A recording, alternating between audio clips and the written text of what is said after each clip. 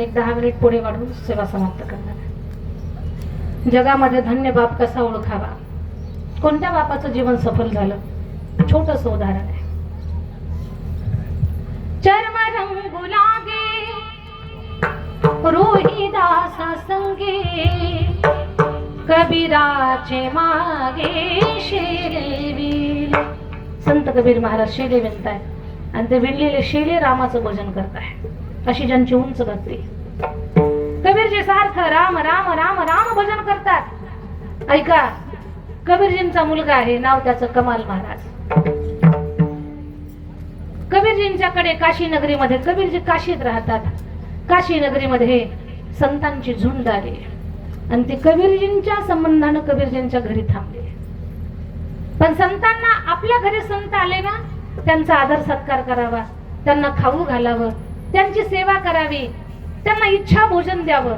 आणि हे विरगाव मधल्या प्रत्येक घराला माहिती, कारण पोलीस पाटलाच्या घरात जो आदर सत्कार झाला त्याच्यावरनं मी पाहिलं, सगळ्या भाताची परीक्षा घ्यायची नसते, सीतावरनं भात ओळखून घ्यायचा असतो. ते गाव कसं आहे, किती संतांचा आदर सत्कार करणार आहे. संतांना खाऊ घालावं, इच्छा भोजन द्यावं, त्यांची सेवा करावी. पण खूप इच्छा आहे, पण भोजनाची सामुग्रीच नाहीये.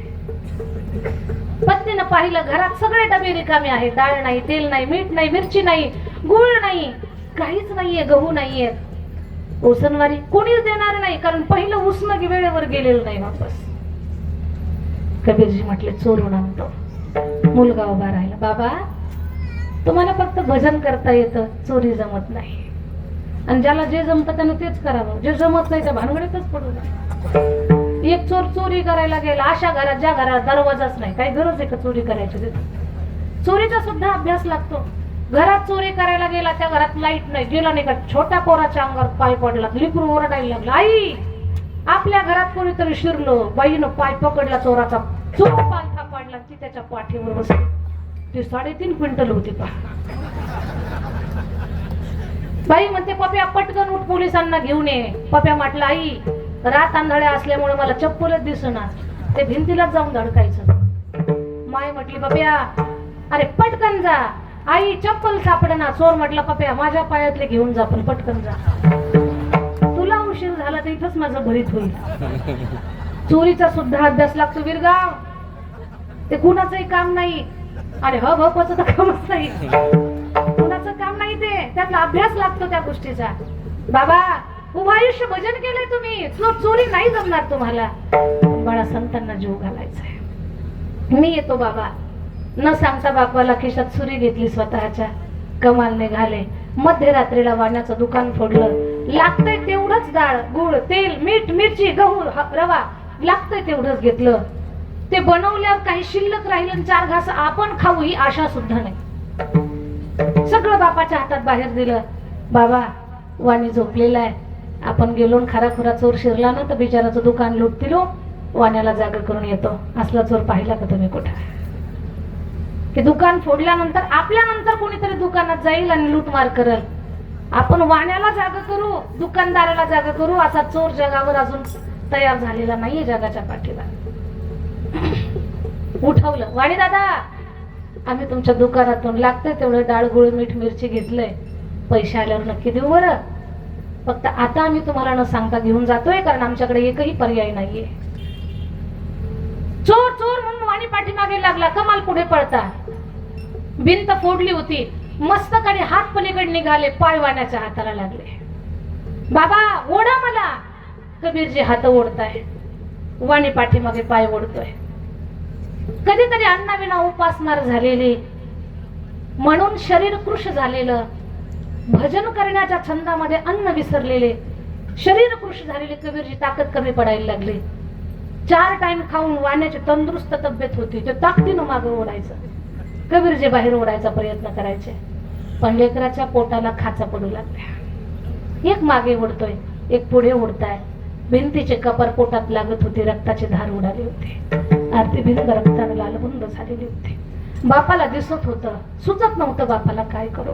बाबा मला लक्षात आलंय आता मी बाहेर येऊ शकत नाही.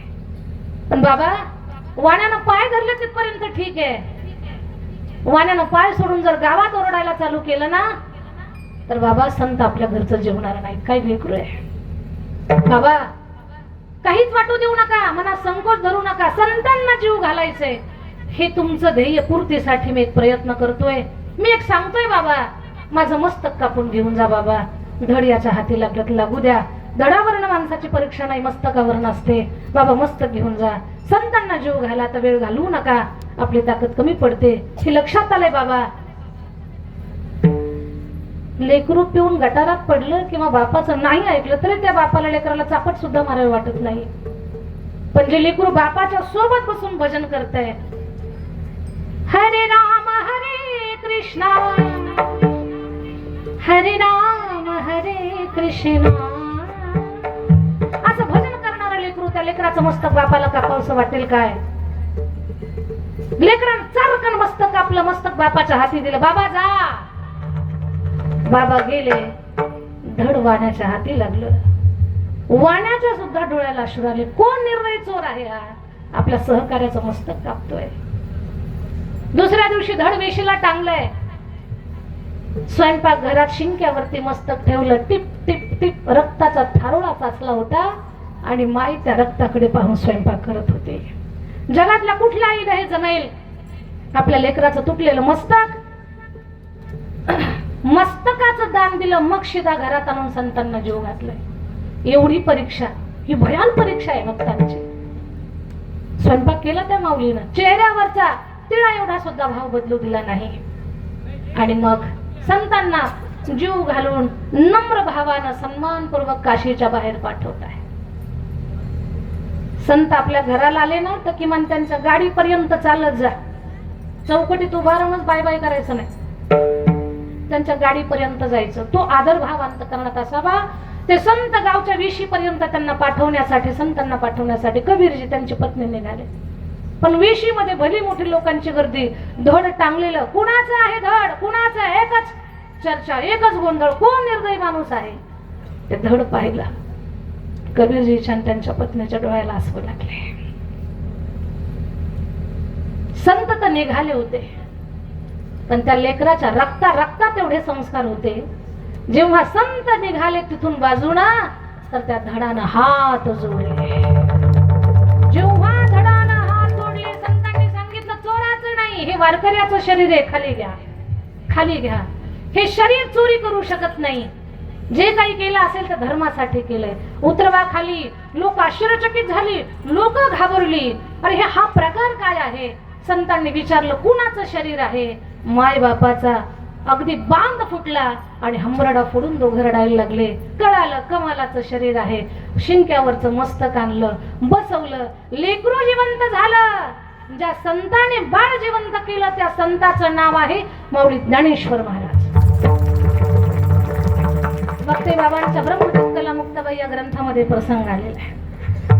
संतांची पायी खर्चावे शरीर. काय म्हणतात नामदेवराय?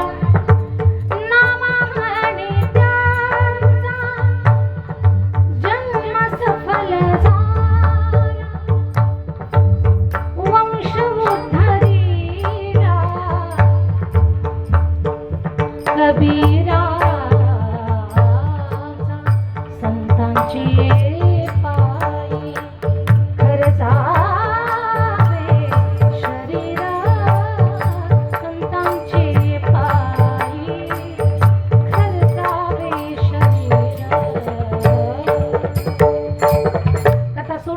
नाही, ही हृदयात ठेवायची.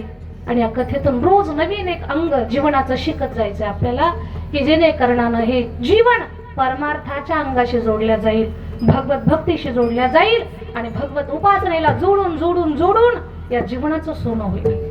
कारण संत परीस आहेत, त्यांच्याशी आपलं जीवन जोडलं की आपण सोनं होतो. म्हणून माझ्या ताई दादांनो, कबीरजी त्यांचा पुत्र ही जोडी पाहून म्हणा, जगी ऐसा बाप व्हावा, त्याचा वंश मुक्तीस जावा. पोटा येता हरले पाप, ज्ञान देवा माय बापा. मुळी बाप होता ज्ञानी, पदी आम्ही लागलो ध्यानी. तुका म्हणे मी पोटीचे बाळ, तुका म्हणे मी